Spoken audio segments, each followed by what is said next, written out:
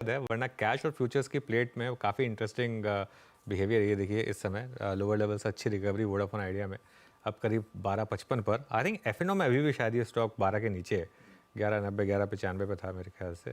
अब ओके थोड़ा सा बढ़ गया यहाँ पर भी, 12-15 डिस्काउंट थोड़ा कम हुआ है लेकिन अभी भी है डिस्काउंट। 9.6 टाइम्स हो गया है यहाँ पर QIB, बहुत इंटरेस्टिंग है। यतिन अब हमारे साथ स्टूडियो में जुड़े हैं। वैसे तो खैर हम यतिन से बात करेंगे येस बैंक पर, लेकिन एक बार पहले वोडाफोन आइडिया पे भी बात कर लेते हैं। यतिन, इंटरेस्टिंग है क्योंकि QIB ऑलमोस्ट 10 टाइम्स हो रहा है रिटेल, लेकिन अभी भी पूरा नहीं बढ़ा बिल्कुल है। बिल्कुल रिटेल अभी भी 0.6 0.7 टाइम्स के आसपास की आपको सब्सक्रिप्शन फिगर दिखाई दे रही है। और शायद अनुज इसीलिए आपको ये फ्यूचर्स में डिस्काउंट दिखाई पड़ रहा है, बिकॉज मार्केट शायद एक्सपेक्ट करके चल रहा है कि जो 35% पूरे इशू का जो रिटेल कोटा है उसकी 6-6.5 करोड़ की सप्लाई रहेगी।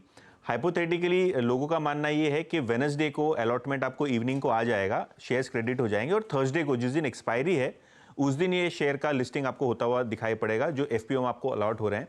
तो शायद उसी वजह से फ्यूचर डिस्काउंट में चल रहा है। लेकिन अगर आप सब्सक्रिप्शन का आंकड़ा देखें, देखिए बहुत ही बढ़िया आपको एंकर बुक दिखाई दी थी। फिडिलिटी की बात करें या जीक्यूजी की बात करें, इसके जैसे टॉप एंकर इन्वेस्टर्स से डोमेस्टिक म्यूचुअल फंड में से मोतीलाल ओसवाल कौन म्यूचुअल फंड ने पार्टिसिपेट किया और ये लग भी रहा था कि QIP सब्सक्रिप्शन पिकअप होगा।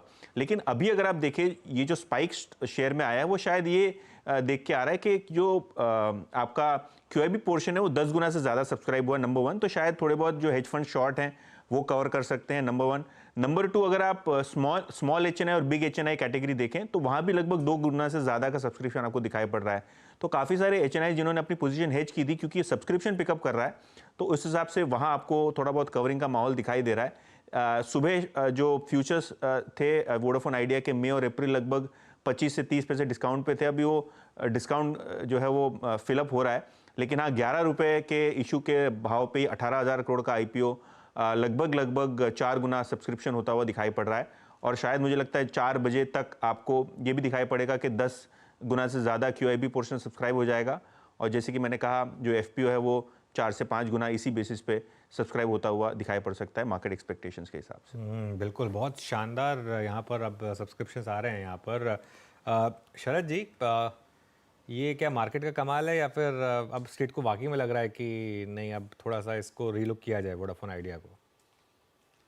नहीं, देखिए फंड रेजिंग होने के बाद ऑब्वियसली लगेगा तो काफी बेहतर, क्योंकि जो एक मेजर इनका कंसर्न है वो यही था कि वर्किंग कैपिटल जो कंस्ट्रेंट्स थे वो काफी सीवियर थे इनके, चाहे लॉन्ग टर्म हो चाहे शॉर्ट टर्म हो। तो एक बार ही अगर वो रिजॉल्व हो जाता है तो एक मेजर जो प्रॉब्लम है वो तो रिजॉल्व हो जाएगी कि डेली वर्किंग में जो रिस्क है वो खत्म हो जाता है।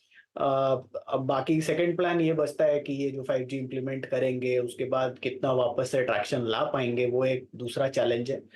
सेक्टर के हिसाब से भी ये काफी पॉजिटिव है, नहीं तो डुओपोली जैसा हो रहा था, 3-4 प्लेयर्स रहना बेटर रहता है कंज्यूमर के हिसाब से भी और सेक्टर की ग्रोथ के हिसाब से भी। और टेलीकॉम एक ग्रोइंग सेक्टर है तो मुझे लगता है एक तीसरे प्लेयर, स्ट्रॉन्ग प्लेयर का होना अच्छा ही माना जाएगा। तो उसी चीज पे जो उनको वो रिस्क लेना है, वो बेट करना है, वो ये बेट कर रहे हैं कि मोस्ट प्रोबेबली ये भी एक फास्ट टर्न अराउंड क्लिक इन कर लेगा। ब्रांड देखिए स्ट्रांग है ही है अभी भी, तो अगर ये वर्किंग कैपिटल वाले इश्यूज जो हैं वो रिजॉल्व हो जाते हैं और ये 5G को अग्रेसिवली पुश थ्रू कर पाते हैं तो मेरे हिसाब से डिमांड में कोई प्रॉब्लम ऐसा आनी नहीं चाहिए। इतनी प्रॉब्लम के बावजूद भी वोडाफोन का पास ठीक ठाक कस्टमर बेस अभी भी है, पिछले 3-4 साल की लगातार प्रॉब्लम के बाद। तो मेरे हिसाब से उसी चीज पे लोग बेट कर रहे हैं और बाजार में भी थोड़ा ऑप्टिमिस्टिक है अभी पूरा मार्केट टेलीकॉम को लेकर, खास करके राइजिंग आरपूस में। तो वो भी रब ऑफ इफेक्ट प्ले करता है। तो कुल मिला के जो रिस्क टेकिंग इन्वेस्टर्स हैं या जो थोड़ी लंबी अवधि के लिए वेट कर सकते हैं, क्योंकि मुझे लगता है कि 2-3 साल के पहले आपको बहुत साइजेबल नंबर्स में इंप्रूवमेंट तो दिखाई नहीं देगा, उतना टाइम तो इनको लगेगा रोल आउट करते करते और उसका इम्पैक्ट आते आते।